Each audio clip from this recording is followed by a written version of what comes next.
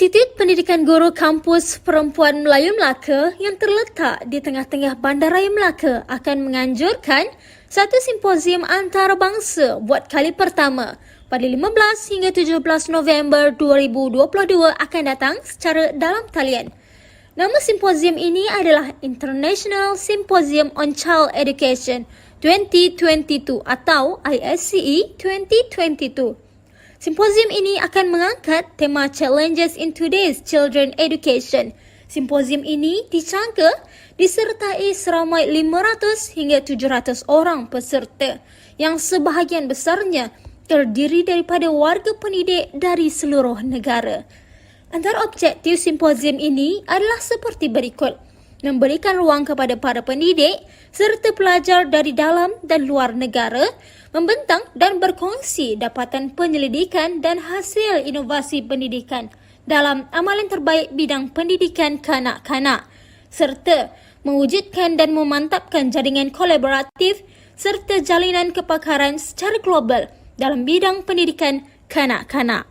Saya mewakili warga IPG Kampus Perempuan Melayu mengalung-alungkan seluruh warga pendidikan untuk bersama-sama kami dalam International Symposium on Child Education ISCE 2022 yang akan berlangsung pada 15 hingga 17 November 2022 secara dalam talian. Simposium ini merupakan simposium kali pertama peringkat antarabangsa yang dianjurkan oleh Institut Pendidikan Guru Kampus Perempuan Melayu Melaka dengan kerjasama Majlis Akademia Pendidikan Guru Malaysia.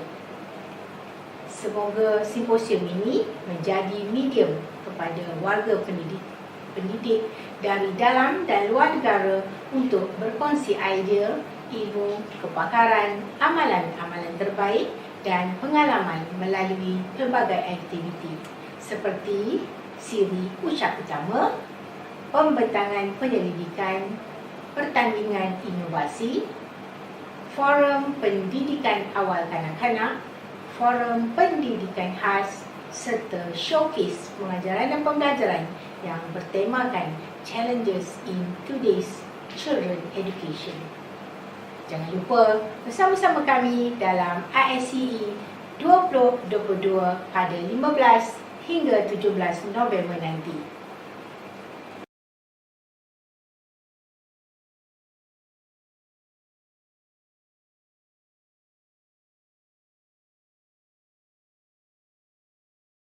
Kita pada petang ini akan diteruskan lagi. Untuk itu, saya menyerahkan majlis ini kepada Ainul Mardiah binti Wan Abdul Rashid selaku moderator kita pada petang ini untuk teruskan. Majlis mempersilakan.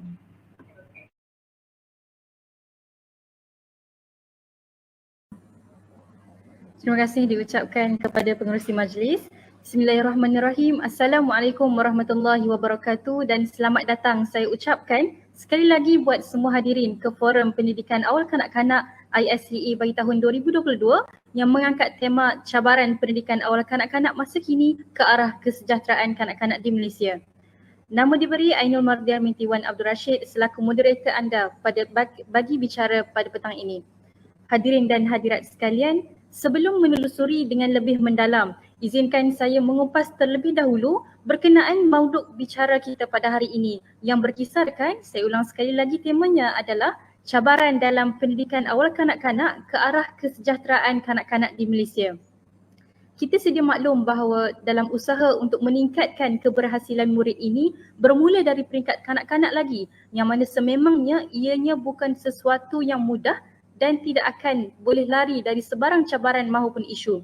Umumnya kita mengetahui bahawa pendidikan sememangnya bergerak seiring dengan peredaran semasa yang pastinya membawa pelbagai mehnah maupun cabaran yang perlu diatasi dengan baik. Contoh yang dapat saya ketengahkan adalah pendidikan kini yang mana sedang berada pada pendidikan 4.0 ataupun 4.0 sedang menuju ke arah pendidikan 5.0. Jadi oleh yang demikian, kesedaran mengenai cabaran ini perlu ditingkatkan khususnya kepada individu yang terlibat dalam pendidikan awal kanak-kanak ini, iaitu guru, ibu bapa maupun komuniti yang mana mereka ini berupaya untuk menjadi rakan kongsi dalam merancang intervensi yang sesuai maupun inisiatif yang menarik bagi membolehkan kesejahteraan kanak-kanak ini dapat dicapai. Baiklah para hadirin, sebelum kata bersulam bicara, sebelum ilmu menusuk di dada, tak kenal orang kata maka tak cinta. Jadi molek kiranya kita berkenalan dahulu dengan 3 orang ahli panel kita yang sudi meluangkan masa bersama-sama dalam perkongsian ini. Jangan ragu, jangan risau kerana pada hari ini saya bawakan kepada para hadirin ahli-ahli panel yang sangat hebat dan sangat mempunyai pengalaman yang banyak untuk memberi pendapat maupun perkongsian mengenai topik bicara kita pada hari ini. Jadi baiklah, ahli panel kita yang pertama merupakan penasihat Mahkamah Kanak-Kanak Kuala Lumpur. Beliau juga merupakan salah seorang direktori pakar industri negara dalam pendidikan awal kanak-kanak selain menjadi projek koordinator bagi Toy Library Malaysia.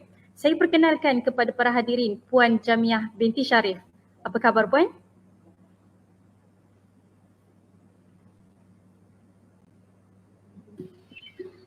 Okay. Terima kasih banyak. Assalamualaikum. Alhamdulillah. Boleh dengar saya? Assalamualaikum warahmatullahi. Boleh Puan, boleh. Okey. Terima kasih. Baiklah. Terima kasih Puan. Okay. Buat pengetahuan semua, peserta yang pertama ini merupakan penerima bagi anugerah My Hero dan juga duta perpaduan oleh GPNIN untuk kerja-kerja kebajikan dan kemanusiaan pada tahun 2019. Okay, baiklah, kita bergerak pula kepada ahli panel kita yang kedua.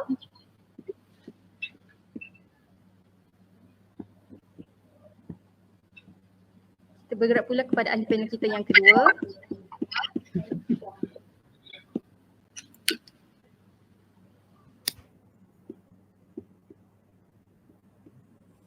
Assalamualaikum. Seterusnya ahli panel kita yang kedua ini beliau merupakan, boleh dengar Puan? Okey. Prof? Okey. Assalamualaikum warahmatullahi wabarakatuh. Dan selamat sejahtera. Apa khabar semua? Sihat, alhamdulillah. Okey, baiklah. Untuk pengetahuan semua para hadirin, panel kita yang kedua ini merupakan timbalan Dekan Kuliah Pendidikan di Universiti Islam Antarabangsa dan juga memiliki kepakaran dalam bidang sains sosial dan pendidikan awal kanak-kanak. Saya perkenalkan semula kepada para hadirin panel kita yang kedua iaitu Profesor Madya Dr. Mastura binti Badzid. Selamat datang saya ucapkan kepada Doktor. Terima kasih. Kepada Prof. Okey, baiklah. Seterusnya kita beralih pula kepada ahli panel kita yang terakhir iaitu yang ketiga, Tanpa Anggun Berseri merupakan seorang guru penolong kanan kokurikulum SK Asunta Konvent Kuantan dan juga memiliki pengalaman mengajar hampir 26 tahun. Dan dalam pengetahuan saya juga, beliau pernah dinobatkan sebagai 50 finalis guru global pada tahun 2016. Bukan itu sahaja, beliau turut menyandang sebagai ikon guru Malaysia bagi tahun 2016 dan pernah menjadi ikon pendidikan awal kanak-kanak bagi tahun 2017. Juga turut terlibat dalam model Let's Rhyme yang mana beliau adalah antara 10 produk berimpak tinggi bagi anugerah inovasi negara MOSTI pada tahun 2014. Saya perkenalkan kepada para hadirin Puan Nurjahan binti Sultan. Apa khabar Puan? Alhamdulillah, terima kasih Puan Moderator. Okey, baik. Terima kasih Puan. Okey, usai sudah salam perkenalan daripada semua ahli panel, kembali kita kepada topik bicara maupun forum pada hari ini. Umumnya cabaran pendidikan dalam pendidikan awal kanak-kanak masa kini masih lagi tidak terlepas berkaitan dengan kompetensi pendidik sama ada yang berada di taska, tadika maupun prasekolah. Jadi soalan pertama saya ingin ajukan kepada ahli panel kita yang pertama, pada pandangan Puan, apakah cabaran-cabaran yang sering dialami oleh pendidik untuk melaksanakan pentaksiran di taska dan bagaimanakah cara yang terbaik untuk menangani cabaran tersebut? Silakan. Bismillahirrahmanirrahim. Assalamualaikum warahmatullahi wabarakatuh. Pertamanya saya ucapkan terima kasih kepada Cik Ainul tadi moderator kita dan juga pihak IPK Melaka yang telah sudi, IPG Melaka yang telah sudi menjemput saya dalam forum ini. dan juga saya ucapkan apa khabar juga lah kepada panel-panel yang lain yang lama dah tak jumpa kan. Jadi kita dapat berjumpa pada hari ini, alhamdulillah, dan juga para peserta-peserta conference inilah ya. Jadi saya harap conference atau persidangan ini akan berjalan dengan lancar, di mana kita akan dapat banyak input-input yang berkaitan dengan pendidikan dan terutamanya pendidikan awal kanak-kanak lah dalam forum ini ya. Jadi dan tajuknya amat bersesuaian, iaitu cabaran pendidikan awal kanak-kanak kini ke arah kesejahteraan. Sebenarnya pendidikan awal ni dah lama, kalau bagi diri saya dah terlibat lebih 40 tahun lah, sebab dah tua dah kan, dah jadi opah dah pun kan. Jadi soalan ni amat menarik kerana walaupun saya orang kata tidak begitu secara profesionnya, saya tidak terlibat secara langsung, tapi saya masih melibatkan diri membantu para guru pendidik di Taska dan Tadika dalam meningkatkan kualiti pendidikan mereka sama ada di Taska ataupun Tadika. Dan ini merupakan satu soalan yang sangat menarik sebab apabila ditanya saya tentang cabaran yang sering dialami oleh pendidik berkaitan dengan pentaksiran dan penilaian, kerana ini adalah sesuatu yang amat orang kata penting dalam kita membuat penilaian terhadap pendidikan awal kanak-kanak, tetapi biasanya para pendidik agak terlepas pandang. Kita hanya melihat perkembangan atau kanak-kanak tu secara umum sahaja, tidak secara orang kata dengan teliti. Kurang orang kata pendidik ni membuat pemerhatian secara serius terhadap setiap perkembangan kanak-kanak, ataupun membuat perbincangan bersama ibu bapa tentang upaya kebolehan anak pada umur-umur yang tertentu. Mungkin ini bukan sesuatu yang norms di Malaysia ni, mendokumentasikan perkembangan kanak-kanak sangat kurang. Pengalaman saya untuk buat masa ni, saya banyak membantu guru-guru tabika kemas contohnya ya, membantu mereka bagaimana membuat pentaksiran dan juga penilaian terhadap hasil kerja kanak-kanak. Tiap-tiap hari kanak-kanak diberi menjalankan berbagai-bagai aktiviti di dalam kelas kan, tetapi biasanya cikgu lebih fokus kepada buat lesson plan yang cantik, bahan dan sebagainya, tetapi terlupa semasa aktiviti dijalankan tu para pendidik kita terlupa atau terlepas pandang bagaimana nak menilai, membuat pentaksiran terhadap aktiviti itu. Adakah kanak-kanak faham, adakah proses pembelajaran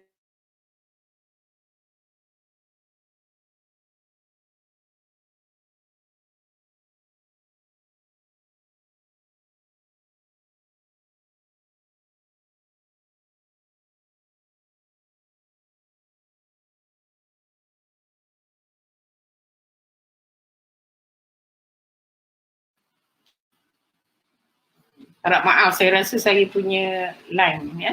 Okey, sambung balik ya.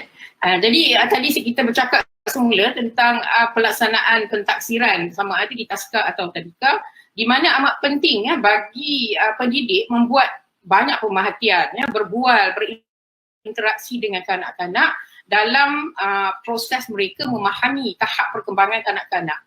Macam tadi saya sebutkan, biasanya pendidik atau guru Tadika atau Taska sekali ya, pengasuh Taska banyak menumpukan fokus kepada merancang aktiviti pembelajaran, melaksanakan aktiviti pembelajaran, tetapi pada masa yang sama biasanya mereka ni agak kurang membuat pemerhatian terhadap perkembangan kanak-kanak tersebut, sebab untuk kita meneruskan aktiviti dan sebagainya kepada kanak-kanak, kita perlu mempunyai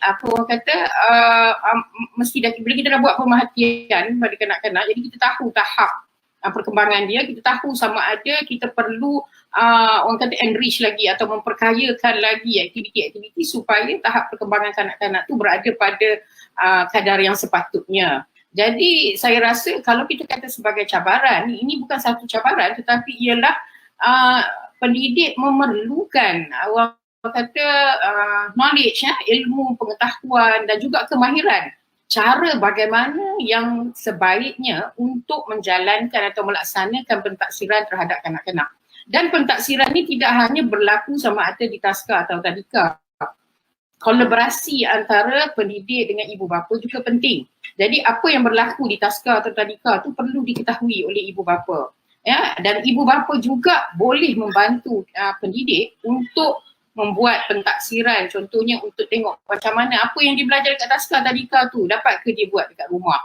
Jadi kita kena ada komunikasi dua hala antara ibu bapa dan pendidik, terutamanya semasa PKP, kata contohnya PKP 2 tahun yang lepas, di mana anak-anak banyak menghabiskan masa di rumah dengan ibu bapa. Memang banyak tadika taska yang menyediakan berbagai-bagai aktiviti, ya, berbagai-bagai aktiviti sama ada online, offline dan sebagainya untuk membantu kanak-kanak meneruskan pembelajaran. Tetapi adakah pendidik menjalankan pentaksiran, menjalankan penilaian in order for them untuk mereka mengetahui setiap aktiviti yang dijalankan di rumah itu dapat mencapai kanak-kanak itu dapat mencapai perkembangan, kan? Dia faham apa yang dibuat, ibu bapa juga faham apa yang dibuat. Sebab dia tak boleh orang kata just for the sake of doing activity sahaja, janji ada buat je sikit kat rumah, jadi cukup. Jadi sepatutnya digunakan sepenuhnya peluang itu untuk membuat pentaksiran. Kita tahu bahawa membuat pentaksiran dan penilaian ni ada banyak instrumen-instrumen atau cara-cara yang digunakan yang sebenarnya akan membantu para pendidik itu untuk lebih memahami tentang anak-anak tu, memahami keperluan pembelajaran mereka, apa yang mereka suka, apa yang mereka tak suka, dan yang paling penting ialah pendidik perlu faham cara anak-anak belajar. Kita tahu cara anak-anak belajar ni berbeza-beza. Ada yang auditorial, ada yang visual, ada kinestetik, ada yang nak belajar seorang-seorang, ada yang nak berkumpulan, ada yang nak berdiskusi dan macam-macam lagi. Jadi sebagai pendidik kita kena faham cara anak tu belajar supaya kita dapat merangsang perkembangan mereka. Jadi dari situ baru kita boleh nampak sama ada peningkatan dari segi perkembangan ataupun perlu kepada intervensi dan sebagainya. Jadi itu yang saya rasa cabaran yang paling penting. Dia bukan satu cabaran tetapi sepatutnya perlu ada dalam diri seorang pendidik. Sebab tu kita ikut kursus, kita pergi training, ada yang further study, sambung belajar lagi untuk lebih memahami tentang peranan kita yang sebenar sebagai seorang pendidik. Kalau kita kata asalkan budak tu pandai membaca, menulis, mengira, kita rasa dah capai dah perkembangan kanak-kanak. Tetapi dari aspek-aspek lain, orang kata dari segi aspek-aspek perkembangan anak-anak tu yang lain mungkin belum dapat dicapai. Jadi ianya perlu dibuat secara menyeluruh atau holistik lah. Saya rasa itu saja saya punya jawapan untuk soalan yang pertama ni ke. Ya? Terima kasih. Baiklah, terima kasih diucapkan kepada Puan Jamiah atas perkongsian mengenai soalan yang diberikan sebentar tadi. Okay, baiklah. Memang tidak dapat dinafikan bahawa pengetahuan terhadap perkembangan kanak-kanak ini semestinya perlu diambil berat sama ada dalam kalangan pendidik maupun ibu bapa. Sebab apa? Mereka inilah orang kata individu-individu yang akan membantu menggalakkan lagi perkembangan kanak-kanak itu sendiri. Okey, baiklah. Seterusnya saya ingin bertanyakan soalan kepada ahli panel kita yang kedua, yang ini Prof. Madya Mastura. Okey, baiklah Prof. Landscape pendidikan negara kita ini sekarang sedang menuju ke arah pendidikan 5.0, itu 5.0, yang mana salah satunya bermatlamatkan untuk menerapkan budaya pembelajaran berasaskan nilai. Jadi pada zaman kini sememangnya orang kata keterbukaan teknologi seperti gadget dan sebagainya tu memang dah ada dalam pengetahuan peringkat kanak-kanak itu sendiri. Jadi dalam erti kata lain, kanak-kanak generasi sekarang ni sememangnya dah terdedah kepada penggunaan teknologi sebegitu. Jadi pada pandangan Prof, bagaimana peranan pendidik untuk memastikan pemupukan nilai itu dapat dibina dalam diri kanak-kanak? Silakan Prof. Okey. Terima kasih kepada yang bertanya. Okey. Jadi boleh dengar ke? Sorry. Boleh Puan, boleh Prof. Boleh nampak? Okey. Okey, sorry. Okey, terima kasih kepada soalan berkaitan nilai. Sebenarnya ini memang cabaran kita. Pembentukan akhlak, penerapan nilai dalam pendidikan ini sebenarnya satu cabaran dapat disebabkan isu penerapan nilai ni dinyatakan kalau guru-guru di sekolah rendah sebagai contoh disebut sama ada sekolah rendah ataupun sekolah menengah ditulis di dalam buku rancangan mengajar. Tetapi isunya dari segi pelaksanaan, bagaimana nak menerapkan nilai. Jadi pertama-tamanya kalau kita bercakap dalam konteks pendidikan awal kanak-kanak, kita faham nilai ni adalah sesuatu yang berkait dengan benda yang bersifat abstrak. Maknanya benda yang bersifat abstrak ni dia tak dapat, kita sukar untuk kita nyatakan kepada anak-anak kecuali dengan dia melihat. Jadi sebagai contoh kalau kita kata kamu kena hormat guru. Jadi bila kata hormat guru, apa maksud hormat? Menghormati guru, menghormati ibu bapa tu satu nilai. Satu kita kata akhlak yang baik. Kepribadian yang mulia, menghormati guru, menghormati ibu bapa. Tapi apa maksudnya menghormati guru? Bagaimana yang dikatakan menghormati? Jadi bila kita kata kita nak tanamkan nilai supaya menghormati guru, jadi perkara pertama ialah kanak-kanak tu kena faham perkataan hormat. Jadi untuk dia memahami perkataan hormat, kalau anak-anak di bawah umur 7 tahun, dia sangat susah. Kita tak boleh dengan begitu mudah sebut hormat. Tetapi bagaimana menghormati? Justru kerana itu memang tak dapat dinafikan perkara paling asas untuk kita menerapkan nilai ialah ibu bapa juga guru-guru perlu menjadi role model. Perlu menjadi contoh tauladan kepada anak-anak. Dalam arti kata lain, bila kita tahu menghormati anak, memahami keperluan anak, melayani kerana anak, memahami bagaimana mengurus tingkah laku anak dan apakah tingkah laku yang kita tunjukkan yang menjurus kepada hormat, maka you will earn the respect. Maknanya anak-anak tu kita akan dihormati oleh anak sebab kita menyantuni keperluan anak. Itu yang pertama dari segi itu. Dan kita tahu kalau kita lihat kepada kajian perkembangan otak, kalau kita melihat kepada neurological research, perkara yang berkaitan dengan neurologi ni, anak-anak ni bila apa yang dia alami daripada kecil, daripada seawal, daripada dalam kandungan, bermula dari dalam kandungan sehinggalah bila dia dilahirkan. Kalau kita lihat kepada sel-sel otak, kita selalu biasa dengar tentang apa yang berlaku dalam minda bayi dan sebagainya. Jadi apa yang dialami oleh anak-anak ni sebenarnya kalau ikut kajian neurologi ialah apa yang dialami oleh anak-anak terutamanya dalam tempoh usia daripada lahir sampailah umur 6 tahun tu, dia akan benda tu akan kekal dalam ingatan. Everything that the babies experience, will remain. Dia will remain in their life. Jadi sebab tu apa yang kalau contohnya nilai tu kita nak terapkan bila dia dah besar, maksudnya bukan daripada kecil dia tidak menjadi kebiasaan, dan nilai ni mestilah dipraktiskan. Selain daripada role model tadi, dia perlu dah dipraktikkan.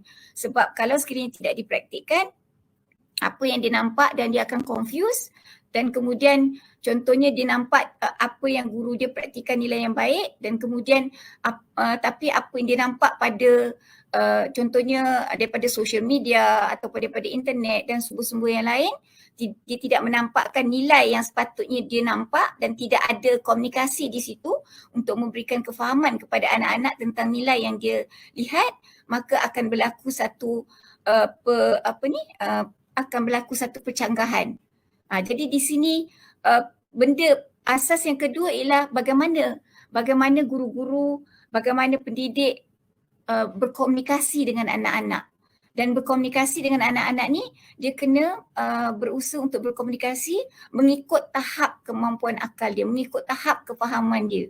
Sekali lagi, dalam konteks ini sebenarnya mahu tidak mahu untuk menerapkan nilai kepada anak-anak, pendidik mesti memahami tahap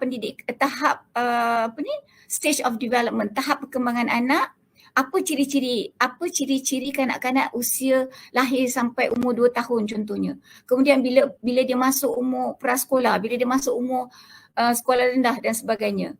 Dan bila dia faham tentang ciri-ciri minda anak-anak sebagai contoh dan bagaimana kanak-kanak belajar tentang sesuatu perkara, jadi dia akan tahu bagaimana nilai tersebut boleh diterapkan.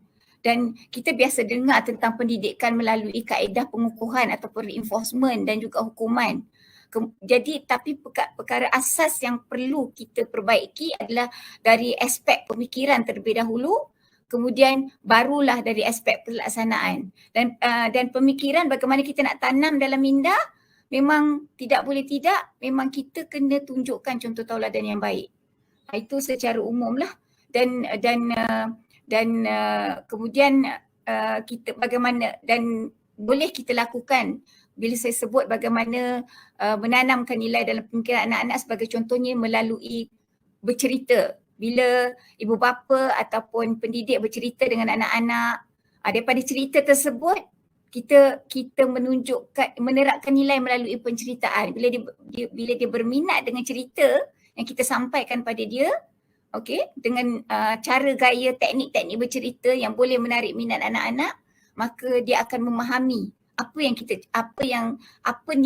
sesuatu nilai yang baik yang kita cuba sampaikan. Begitu juga kalau bercakap sebagai contoh, dengan kanak-kanak ni kita tak boleh cakap dengan sindiran, tetapi kita perlu bercakap secara langsung, pegang, cakap dengan dia kena pandang mata dia, kena ikut dia punya level.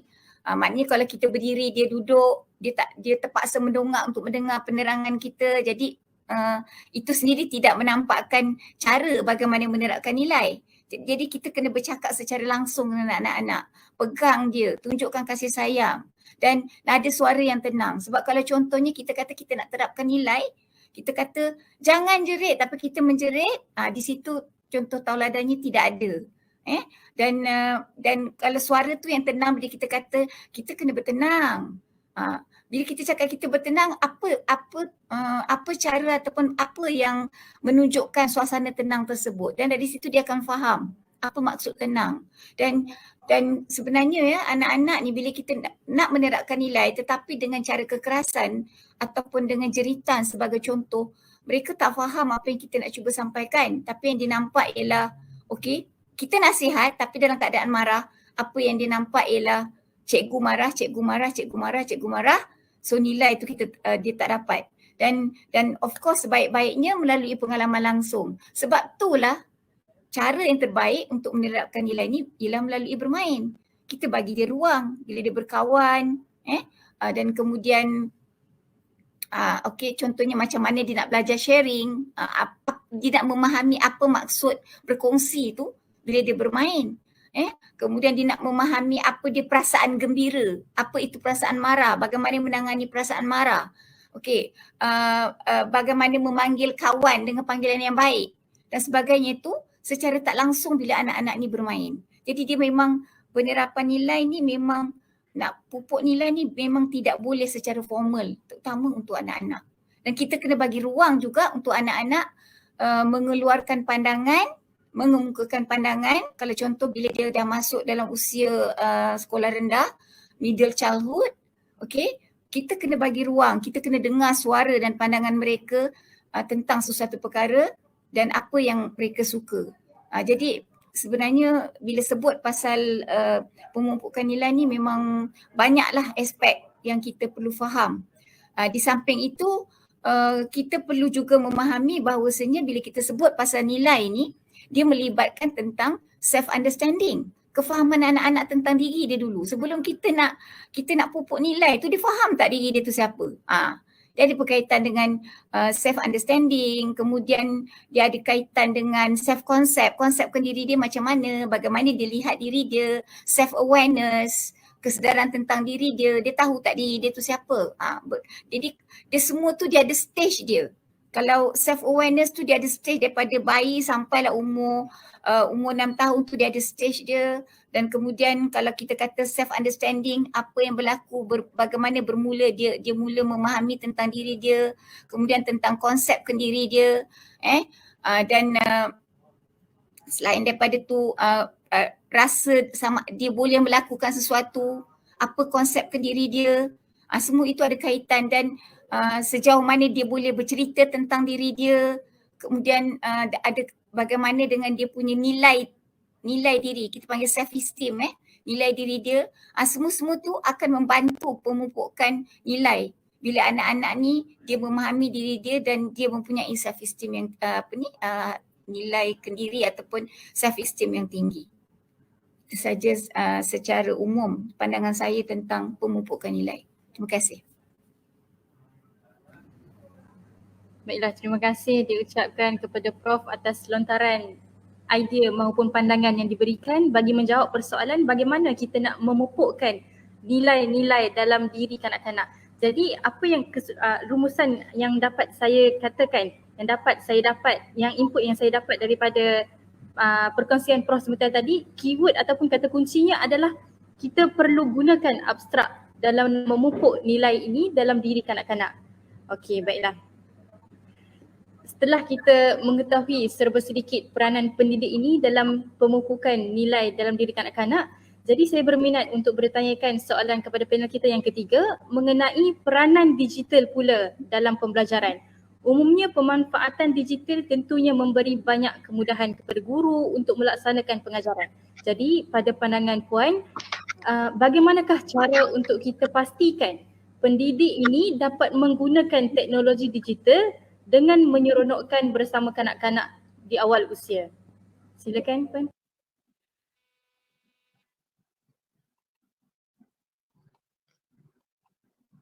Terima kasih Cik Moderator. Bismillahirrahmanirrahim. Terlebih dahulu saya ingin merakamkan ucapan tahniah kepada IPG Kampus Perempuan Melayu Melaka yang menganjurkan International Symposium on Child Education 2022 ya. Juga jutaan terima kasih kerana mengundang saya sebagai panel sekaligus menggandingkan saya dengan dua tokoh pendidikan awal kanak-kanak iaitu Puan Jamiah binti Sharif dan Profesor Madya Dr. Mastura binti Badziz ya. Dua nama yang tidak asing lagi dalam dunia pendidikan kanak-kanak. Baiklah, terdapat beberapa faktor bagaimana kita boleh memastikan pendidik dapat menggunakan teknologi digital secara menyeronokkan bersama kanak-kanak seawal usia ya. Pertama sekali ya, saya bersetuju dengan kedua-dua panel yang bercakap tentang kompetensi seorang guru. Pentingnya seorang guru itu mempunyai ilmu, kemahiran dan nilai yang tinggi dari segi pengetahuan tentang pendidikan dan juga tentang perkembangan kanak-kanak ya. Dan bercakap tentang digital, seorang guru itu perlu kompeten dan bukan sahaja berkemahiran dalam menggunakan teknologi, bahkan perlu hadam tentang kurikulum kanak-kanak dan faham tentang prinsip pedagogi kanak-kanak itu sendiri ya. Guru yang menguasai ketiga-tiga elemen ini merupakan pakej lengkap dalam mengupayakan penghasilan bahan bantu belajar yang menggunakan teknologi. Bila saya kata penghasilan, ia bukan semestinya bahan itu merupakan penghasilan guru itu secara organik. Ia boleh jadi pengumpulan idea dari beberapa sumber, penggabungan beberapa aplikasi ataupun pencantuman beberapa video klip. Misalnya ini contoh ya. Baik, kalau seorang guru itu dapat menghasilkan sendiri bahan bantu belajar ataupun medium menggunakan teknologi seiring dengan kehendak kurikulum, mesra pedagogi, maka itu adalah yang terbaik. Dalam hal ini saya suka petik kata-kata Craig R. Barrett, the chairman of the board of Intel Corporation, computers aren't magic, teachers are ya. Komputer ni tak ada magic dia. Yang magic ni lah teacher, cikgu. Sentuhan guru itulah yang magic sebenarnya ya. Baik, faktor kedua, bagaimana kita boleh memastikan pendidik dapat menggunakan teknologi digital secara menyeronokkan bersama kanak-kanak ialah keperluan digital guru itu sendiri sudah lengkap dan sempurna. Ini termasuklah dari segi gadget, misalnya macam laptop ataupun handphone yang mempunyai kamera yang berkualiti tinggi, yang jaringan internet yang baik, jumlah yang mampu membiayai data sebab kita sentiasa perlu kemas ini perisian. Macam bila kita buat forum macam ni kan dia menggunakan data yang banyak dan laju ya. Sebab macam untuk kalau seorang guru tu dia perlu sentiasa update software-software yang terkini dan terbaharu untuk menjadikan benda tu lebih sesuai dengan era kanak-kanak hari ini ya. Dan yang paling penting, teknologi tersebut mesti mesra guru. Mesra di sini bermaksud kemajuan teknologi dan keupayaan guru yang mengendali adalah seiring ya. Kita tak nak cikgu tu bagus sangat teknologi tapi yang diberikan kepada dia ni adalah satu aras yang sangat rendah. Jadi tak match dengan kebolehan guru. Ataupun teknologi yang dibekalkan tu terlalu tinggi. Pengetahuan guru tu ala-ala sahaja. So kalau satu itu lebih rendah atau tinggi, kita berada dalam zone shock sendiri ya. Benda tu akan gagal lah. Okey.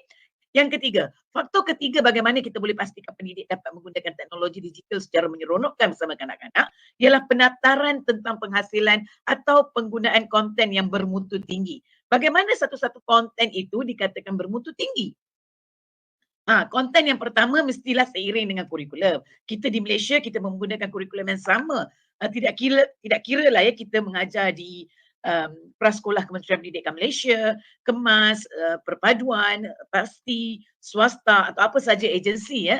Dan kita perlu memastikan apa sahaja penghasilan bahan bantu belajar itu mesti seiring dengan kurikulum. Ataupun kalau kita tak hasilkan sendiri, yang kita gabungkan atau yang kita adaptkan dari mana-mana sumber, mesti seiring dengan di SKP. Yang kedua, konten itu mempunyai kepelbagaian pedagogi dan aktiviti. Di sini pentingnya pengetahuan tentang anatomi kanak-kanak.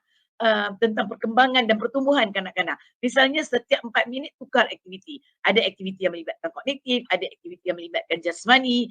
Okey, bayangkan ya kalau seorang guru tu handal sekali menggunakan teknologi tapi dia tak ada pengetahuan tentang anatomi kanak-kanak. So bayangkan 40 minit misalnya hanya mendengar dan menonton skrin, which is not good for child development ya. Okey, ketiga bersifat interaktif, ada suara yang jelas dan berintonasi, dan keempat, visual atau image-image yang mesra kanak-kanak dan budaya Malaysia. Ini sangat pentinglah untuk kita ambil kira sebab kita Malaysia ni walaupun kita mempunyai pelbagai kaum dan dengan adanya pelbagai kaum, kita sebenarnya lebih memahami antara satu sama lain. Itu kelebihan kita berada dalam negara yang multiracial. Tapi dalam masa yang sama kita nak ambil sendiri budaya dan negara bangsa kita ya. Baik, nombor 4. Faktor keempat, bagaimana kita boleh memastikan pendidik dapat menggunakan teknologi digital secara menyeronokkan ialah kanak-kanak bersama kanak-kanak ialah teknologi digital digazetkan sebagai satu medium penyimpanan dokumentasi. Saya tertarik dengan penjelasan Puan Jamiah tadi tentang kepentingan pentaksiran ya. So pentaksiran ni selain daripada worksheet, selain daripada senarai semak ya, rakaman video juga merupakan salah satu medium pentaksiran yang sangat legit ya. So kita boleh rakam video kanak-kanak berinteraksi, membuat persembahan ya, sama ada secara berkumpulan atau individu, membaca, mengira atau melakukan aksi ya. Selain daripada kanak-kanak rasa enjoy melihat diri mereka dalam skrin ya, mereka juga berpeluang memperbaiki kualiti diri mereka sebab mereka tengok sendiri, oh this is where I did some mistakes kan, ataupun I should have done this to ensure that it is more lovely kan misalnya ya. So bayangkan bila kanak-kanak dipertontonkan cara atau gaya mereka, mereka secara tidak langsung berpeluang memperbaiki pencapaian diri mereka ya, self-access learning. So dapat tengok kualiti bacaan. Misalnya masa bulan 2 hari tu dia baca macam mana. Now bulan 7 the same text dia boleh baca macam mana. So dia dapat tengok sendiri dia punya fluency, dia punya keupayaan berintonasi, dia punya sebutan yang lebih bagus, dia punya artikulasi yang lebih cemerlang ya. So dapat juga tengok persembahan kanak-kanak yang lebih berkeyakinan, dan ini tentunya dapat meningkatkan motivasi diri ya. Faktor kelima, bagaimana pendidik dapat menggunakan teknologi digital secara menyeronokkan bersama kanak-kanak ialah kita perlu memberikan autonomi kepada guru kita. Kita perlu yakin dan percaya dengan kebolehan guru kita. Biarkan mereka berkreatif dan berinovatif. Di SKP sebagai panduan ya, sebagai kita punya rujukan. Yang lain-lain biarlah mereka tentukan. Mereka lebih kenal demografi mereka. Justru mereka lebih tahu tentang apa yang nak diajar, bila nak diajar dan bagaimana harus diajar ya. Mereka juga harus digalakkan berkolaborasi. Ini satu komponen abad ke-21 lah ya. Dengan adanya teknologi, dunia seakan berada di hujung jari. So berkolaborasi antara agensi ataupun institusi, berkongsi idea dan strategi ya dengan guru lain ya, dari daerah lain ataupun lain negeri ya. Okey.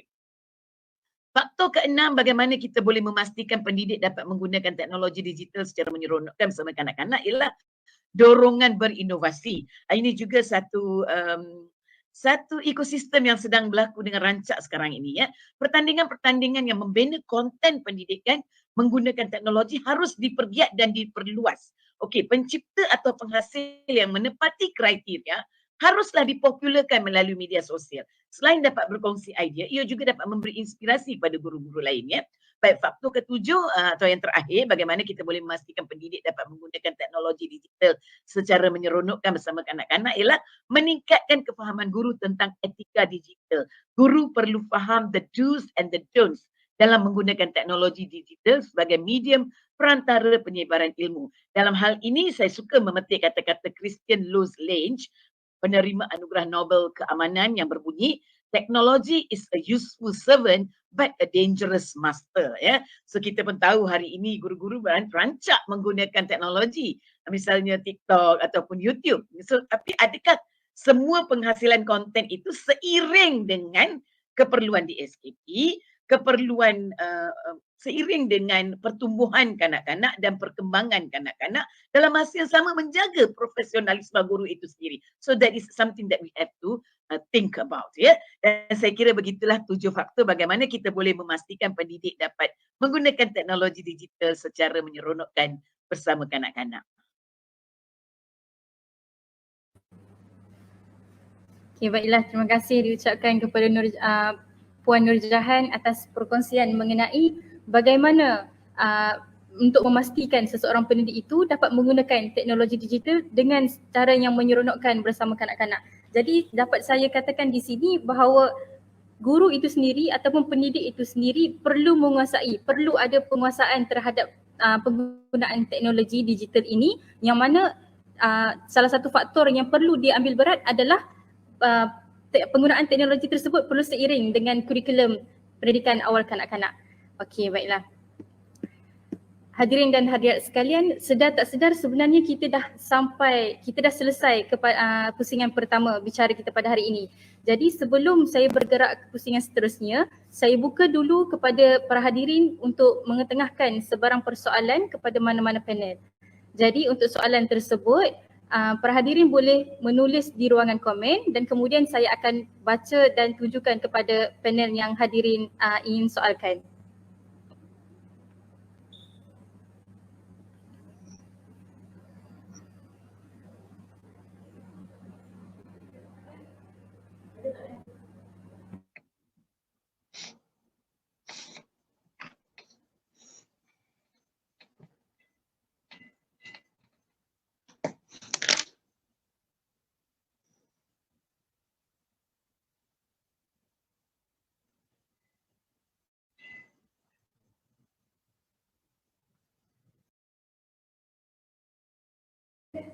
Okey, baiklah.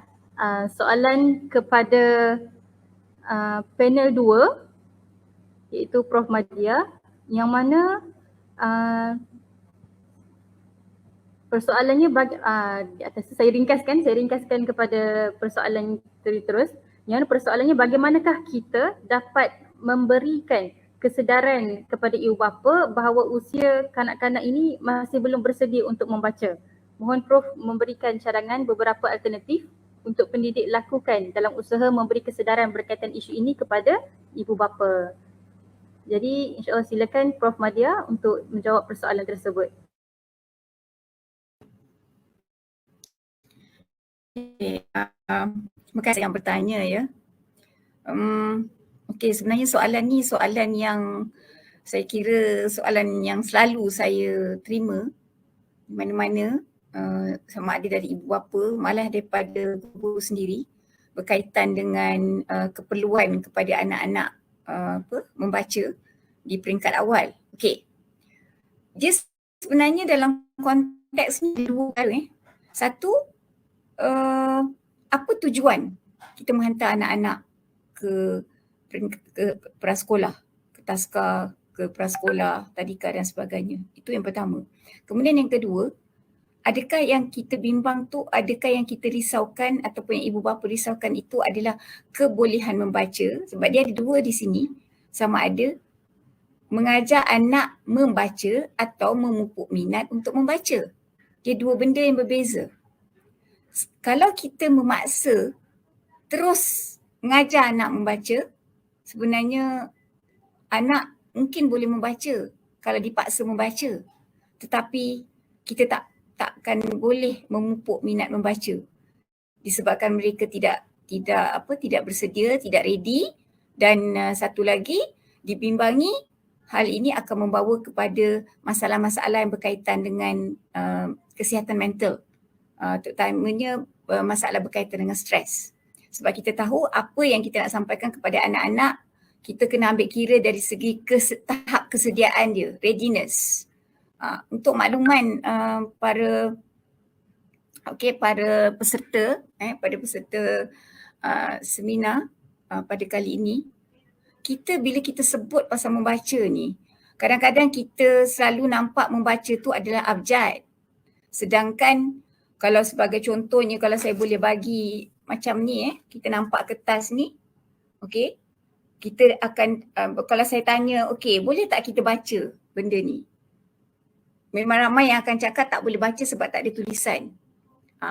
Di sinilah perlu kefahaman membaca tu sebenarnya apa. Okey, membaca tidak semestinya terus kepada tulisan.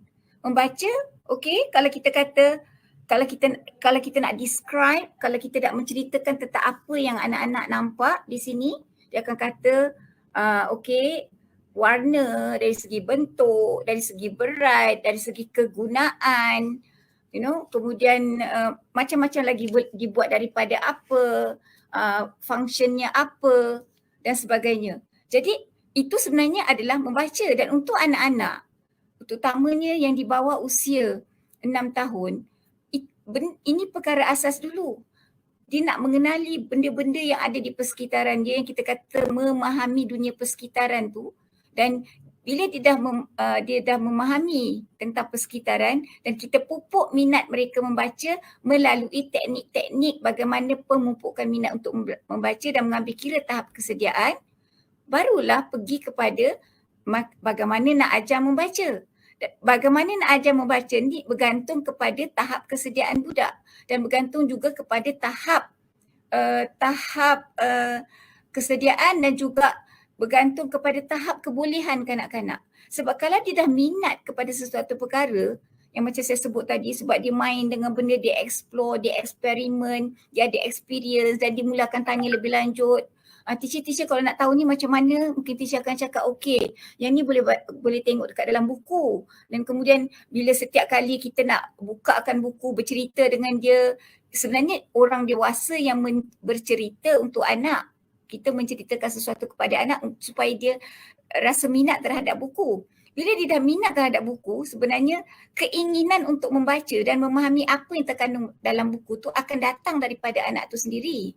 Bila anak tu sendiri dia dah minat, disebabkan oleh pemupukan minat tersebut, sebagai contoh macam bila kita buka buku, ada tekan-tekan ada bunyi. Okey, dia nak rasa ada feeling macam rasa tengok arnab, pegang ada bulu. Ni arnab rupanya. Kemudian ada warna tu, ada warna ni dan sebagainya. Dan setiap kali bila dia tunjuk daripada baby tu, kita peluk dia. Jadi setiap kali dia tengok buku, dia akan teringat pelukkan. Setiap kali tengok buku, dia akan rasa satu kegembiraan. Setiap kali tengok buku, setiap kali bermain dengan buku, dia rasa dia dapat bermain. Dia dapat bermain dan dia dapat meluahkan perasaan dan sebagainya. Jadi bila minat ni dah ada, barulah pergi kepada cara mengajar membaca. Tanpa minat, tanpa ada disposition to learn, tanpa ada readiness, kesediaan anak, sampai bila pun kita tak boleh. Memang kalau anak ni dipaksa, diasak untuk membaca, tunjukkan daripada awal A, B, C, D dan sebagainya, memang boleh dibuat, tapi dibimbangi apa yang berlaku, anak-anak ni cuma menghafal. Dia bukan membaca dan minat membaca tu tidak ada. Itu satu. Kemudian yang kedua, bila anak-anak ni boleh membaca di peringkat awal tanpa memahami apa yang dia baca, dia tak faham pun, yang dia tahu cuma sebutan, dia tengok abjad, dia tengok huruf, dia tak faham pun apa yang dia baca, kita bimbang apa yang akan berlaku kepada anak-anak ini, apa yang dipanggil sebagai sindrom hyperleksia. Sindrom hyperleksia ni ialah kebolehan kanak-kanak untuk membaca sesuatu perkara tetapi dia menghadapi masalah dari segi memproses maklumat. Dia menghadapi masalah dari segi memproses maklumat, maknanya dia baca tapi dia tak tahu dan akhirnya dia jadi macam betul-betul jadi macam burung kakak tua lah. Macam kita ajar dia bercakap tapi dia boleh ikut apa kita ajar tapi dia tak faham apa yang dia sebut. Jadi ini sebenarnya yang kita kena faham. That's why dalam konteks ini kefahaman guru-guru, ibu bapa tentang awal literasi, apa yang dimaksudkan dengan awal membaca, awal menulis. Macam tu juga macam kebolehan menulis. Dia bukan tiba-tiba terus nak pegang pensel. No. Bila nak pegang pensel tu ada kemahiran-kemahiran yang diperlukan oleh anak. Contohnya kalau anak tu tak boleh menggenggam, dia tak boleh pegang pensel. Kalau anak tu dia tidak ada kemahiran untuk menyepit, jari dia tu tak boleh cepit pun dekat pensel. Kalau dia tak ada kemahiran untuk memutar, dia tak akan boleh memutar pensel untuk dia menulis. Jadi dia banyak perkara di situ yang perlu difahami yang bila sebut tentang isu membaca ni. Jadi bila tahap kesediaan anak tu dia dah ada, insya-Allah kita tidak perlu risau sebab anak-anak ni dia sendiri yang akan cakap, cikgu nak baca ni macam mana? Dan satu lagi, orang yang bersama dengan dia kenalah tunjuk minat ataupun dia punya minat ataupun dia punya tingkah laku. Contoh dia balik kepada contoh tauladan tadi, contoh tauladan yang dia sendiri suka membaca, barulah pemupukan suka membaca tu akan dapat diterap kepada anak-anak. Itu saja, terima kasih. Okey, baiklah, terima kasih diucapkan kepada Prof atas respon soalan yang diberikan oleh hadirin sebentar tadi. Memang tak dapat dinafikan bahawa dalam nak membolehkan seseorang kanak-kanak itu menguasai sesuatu perkara, kena ada minatnya terdahulu. Kena ada minat dan dicampurkan dengan kesediaan mereka sendiri. Jadi untuk itu peranan pendidik maupun ibu bapa ini perlu menggalakkan supaya hadirnya minat kanak-kanak tersebut melalui melalui contoh katanya kita memberi buku-buku dan sebagainya. Jadi perkara tersebut secara tak langsung menggalakkan kanak-kanak tu untuk membaca. Okey, baiklah. Saya buka lagi soalan kepada para hadirin sekiranya ada untuk menyoalkan kepada mana-mana panel kita pada hari ini.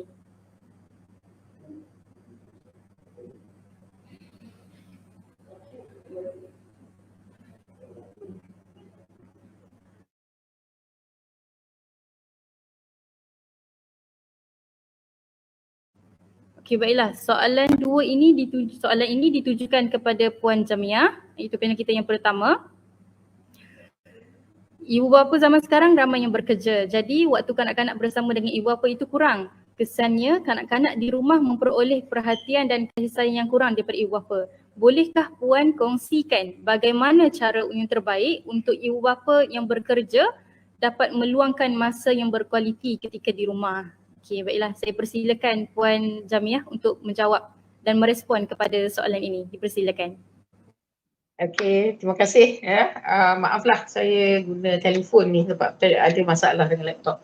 Okey, apapun sebenarnya ni adalah satu soalan yang sangat popular lah dalam kalangan ibu bapa. Setiap kali saya kalau buat ceramah ataupun talk sebab peranan ibu bapa dalam membantu anak-anak ya, membantu anak-anak di rumah, sama ada di rumah, di sekolah, di taska dan tadika. Dan alasan yang paling biasa kita dengar dalam kalangan ibu bapa ialah kami kerja, tak ada masa nak spend time. Jadi saya selalu tanya, kalau kita dah tahu kita kerja kan, dan kita tahu kita tak ada masa, jadi bagaimana pertama-tama apabila kita decide untuk ada anak, bila bercadang untuk mempunyai anak-anak, ialah bagaimana kita merancang pengurusan masa kita. Ya, apabila kita memilih untuk bekerja sebagai ibu ataupun bapa sekalipun, ya, kita kena tahu kita dan kita berkeluarga, kita ada anak. Jadi kita perlu menguruskan masa supaya anak-anak tidak terabai. Sebab ni memang banyak ya kes-kes macam, sebab tadi saya dikenalkan sebagai penasihat mahkamah ya. Prof sekarang saya di mahkamah kanak-kanak pula kan. Jadi jadi banyaklah orang kata masalah-masalah atau gejala sosial yang telah menimpa anak-anak kita akibat daripada ibu bapa tu tidak mempunyai pengalaman, tidak mempunyai masa. Itu alasan yang kebanyakan ibu bapa akan beri. Contohnya apabila saya tanya, kenapa anak you kena tangkap pukul 4 pagi, 3 pagi? Baru umur 15 tahun, 14 tahun. Ini yang remaja lah biasanya, yang kecil tak ditangkap lah kan. Tak ditahan. Saya tak ada masa, saya kerja 7 sampai 7 pagi, 7 malam, saya balik, saya letih. Itu adalah alasan-alasan yang diberikan oleh ibu bapa apabila mereka tidak dapat menangani masalah gejala sosial yang dihadapi oleh anak-anak. Tetapi kenapa ini berlaku, kita kena patah baliklah kepada semasa ibu bapa tu merancang untuk mempunyai anak. Bagaimana dia menguruskan masa, ya? Adakah ibu bapa ni faham bahawa setiap anak mempunyai keperluan-keperluan mereka? Bukan saja keperluan fiziologi dari segi makan, minum, tempat tidur. Kadang-kadang mak bapak ni dia kata saya dah sediakan tempat tinggal, saya dah berikan semua kemudahan makan, minum semua. Saya hantar anak saya pergi taska tadika yang terbaik sekali. Sebab itulah saya nak anak saya cemerlang apabila mereka dewasa. Tetapi saya tak ada masa nak jaga anak saya kan, sebab saya sibuk ni nak cari duit ni, sebab nak tampung. Dan kadang-kadang ada ibu bapa bukan saja orang kata memberi alasan tu kepada kita, tetapi juga memberi alasan yang sama kepada anak mereka. Mama sibuk ni, mama kena cari duit sebab kamu nak pergi sini, kamu nak itu, nak ini, nak itu. Tetapi kita tidak faham bahawa tanpa kita memahami bahawa anak-anak ni mempunyai keperluan-keperluan lain yang lebih penting. Bukan saja kasih sayang, tetapi sebagai ibu bapa perlu mempunyai empati. Maknanya memahami anak pada tahap umur ni apa yang diperlukan. Bila dia sampai usia ni apa yang diperlukan. Terutamanya anak-anak di peringkat awal kanak-kanak kan. Tadi Prof banyak menyebut tentang ibu bapa yang selalu memikirkan anak boleh baca, tak boleh baca, tidak memahami peringkat umur mana nak boleh baca dan semua, kalau tak boleh baca susah hati, tak boleh hantar sekolah dan sebagainya kan. Jadi sebenarnya sebagai ibu bapa, bagaimana kita nak menggunakan, dapat meluangkan masa yang berkualiti, ialah bagaimana kita nak menguruskan masa kita sendiri. Kalau ibu bapa kata dia bekerja, kalau guru mungkinlah macam Cikgu Nur Jahan mungkin pukul 2, tapi Cikgu Nur Jahan dia penolong kanan kan. Jadi mungkin balik petang, tapi kalau cikgu-cikgu biasa tu dia mungkin balik pukul 2. So jadi lebih mudah dia nak menguruskan masa dia bersama anak-anak. Tapi bagi ibu bapa yang bekerja sepanjang hari, memang masa untuk anak-anak agak terhad. Dan sebenarnya selalu sebab tu selalu disebut seperti pengasuh atau pendidik tu sebagai ibu atau bapa kedua, sebab masa sedar anak tu lebih panjang bersama pendidik mereka kan. Jadi bersama ibu bapa tu kurang. Jadi macam mana nak make sure ibu bapa juga meluangkan masa.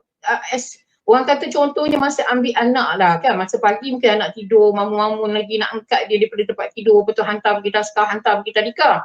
Tak sempat pun kadang-kadang nak sembang dengan anak.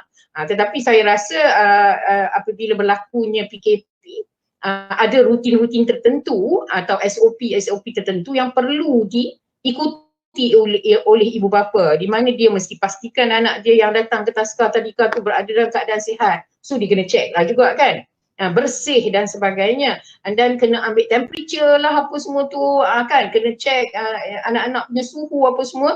Jadi sekurang-kurangnya kesihatan anak pada waktu pagi sebelum hantar ke taska atau tadika tu, ibu bapa aware, dia alert, dia tahu. Jadi itu juga satu kebaikan lah.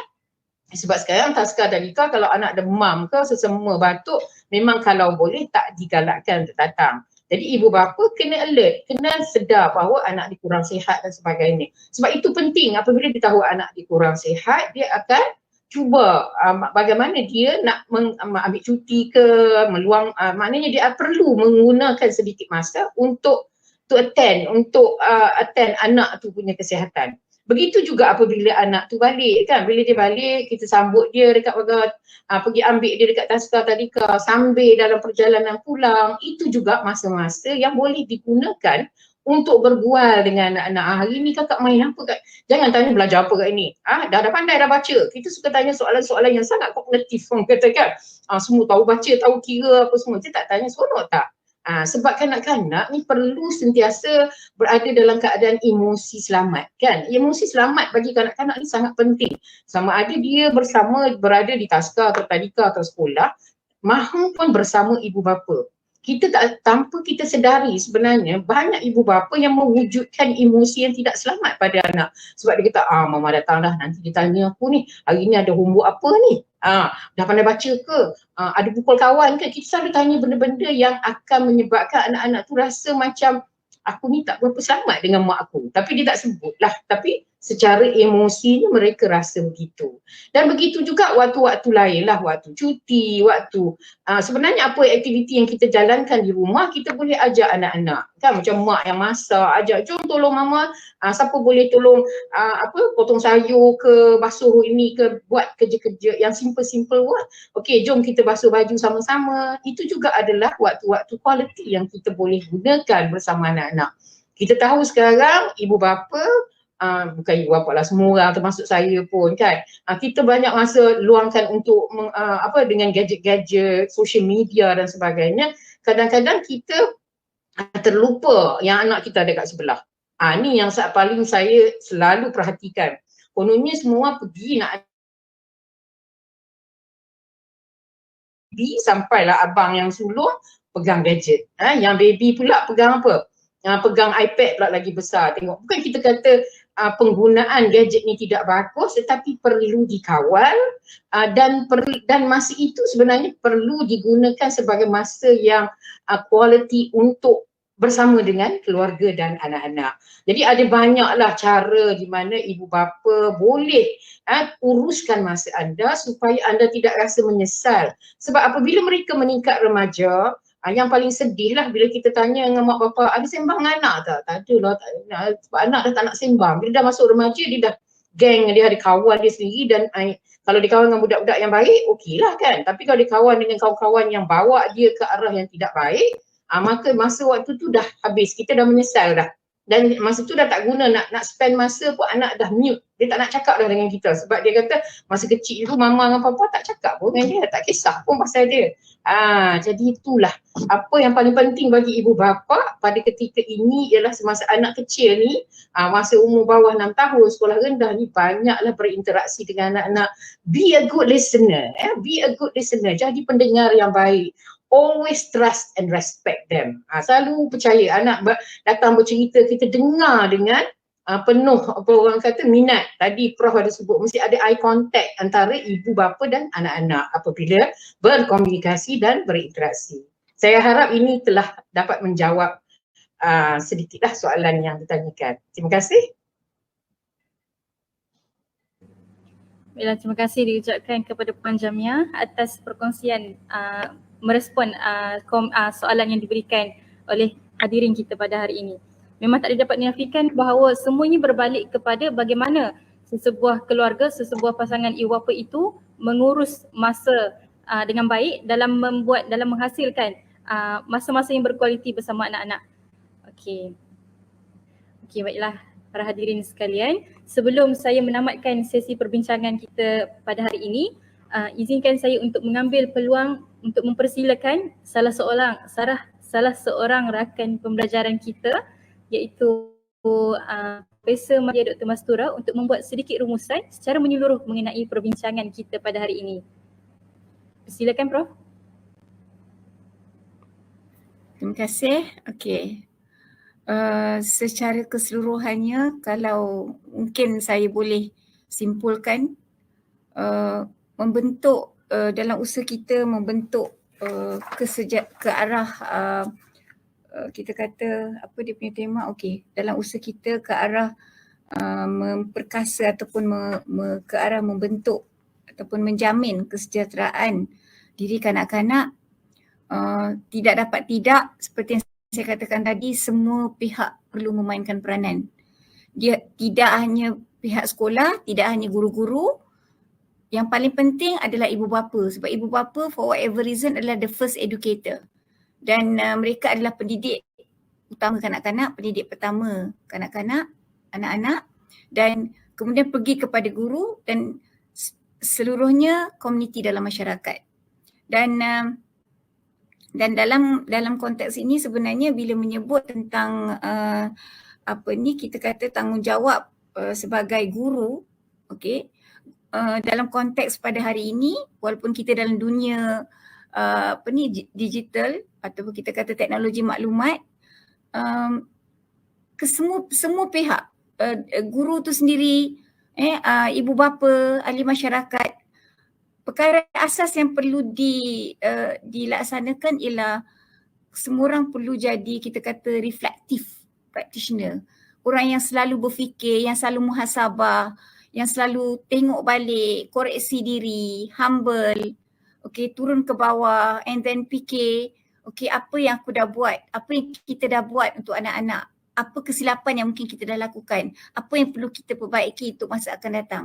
Kalau semua orang ada berfikiran yang sama, saya yakin insya-Allah kesejahteraan anak-anak ni akan dapat kesejahteraan anak-anak ni akan lebih terjamin, semua anak-anak, tanpa mengira agama dan bangsa.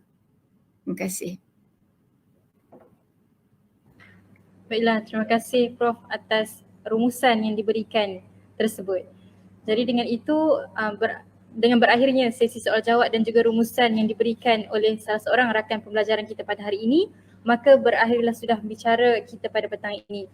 Jutaan terima kasih saya ucapkan kepada semua ahli panel yang sudi hadir untuk membicarakan topik kita pada hari ini, iaitu cabaran pendidikan awal kanak-kanak pada masa kini ke arah kesejahteraan kanak-kanak di Malaysia, iaitu ahli panel kita yang pertama Puan Jamia, panel yang kedua Prof Dr. Masura dan juga panel kita yang ketiga Puan Nur Jahan.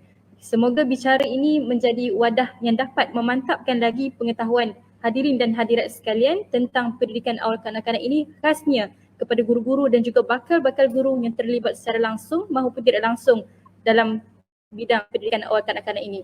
Jadi harapan saya agar bicara ini mampu menyebarkan informasi yang bermanfaat buat kita semua. Sidang hadirin yang dihormati, kalau berkayuh dah sampai ke pulau, kalau mendaki dah sampai ke puncak, kita telah sampai ke penghujung bicara. Entah kata salah tutur, entah maksud salah sampai. Saya mewakili semua ahli panel mengucapkan ribuan terima kasih kepada semua hadirin yang sudi hadir dalam bicara serumpun ini. Sekian sahaja daripada saya, moderator anda pada hari ini. Terkasar bahasa, tersilap bicara, mohon dimaafkan. Saya sudahi dengan wabillahi taufiq wal hidayah. Assalamualaikum warahmatullahi wabarakatuh. Sekian terima kasih dan saya kembalikan semula kepada saudari pengerusi majlis. Waalaikumsalam, terima kasih. Terima kasih saudari moderator kita. Jadi hadirin sekalian, madah diungkap, santun bitara, pantun dilantun, mengusik hati. Salah dan silap tutur bicara, pohon diampun seikhlas hati.